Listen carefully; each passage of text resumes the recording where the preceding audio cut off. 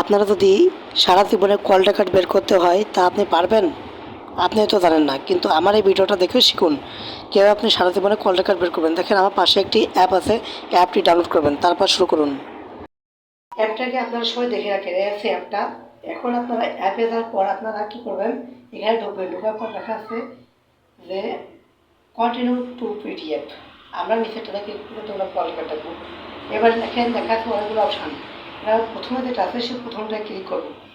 Click করার পর আমরা যে এখানে সেট করে দিয়েছি 1 বছরের কল রেকর্ড, 3 সেপ্টেম্বর 2023 থেকে 4 সেপ্টেম্বর 2024 পর্যন্ত কল রেকর্ড দেবো। আপনি এখানে বাড়াই দিতে পারেন, সমস্যা নেই, আপনার ইচ্ছা সম্পূর্ণ। আমি 1 বছর কল রেকর্ড করবো, এখন আমি 1 বছরটা দিছি। এখন আমি দেওয়ার পর এখানে দেখেন লেখা আছে এস, আর এখানে আপনি যে কোনো একটা অক্ষর দেবেন। আমি দিলাম SK।